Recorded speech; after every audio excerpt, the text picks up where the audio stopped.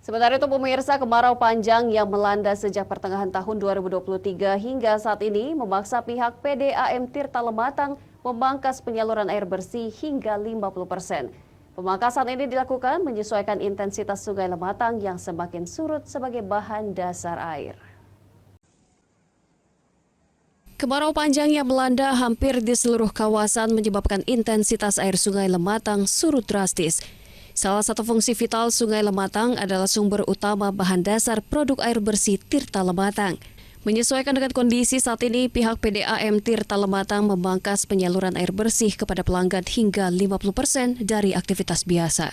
Kualitas produksi dan tekanan air tetap sama, hanya saja waktu penyaluran dipangkas 50%. Konsumen penerima dengan waktu 12 jam saat ini menjadi 6 jam, sedangkan penerima dengan waktu 8 jam menjadi 4 jam saja. Pendistribusian masih normal seperti biasa, tapi kita jadwal. Jadi dijadwal, dibagi per wilayah supaya pengaliran merata. Jadi kalau selama ini 8 jam, mungkin kita buat 4 jam.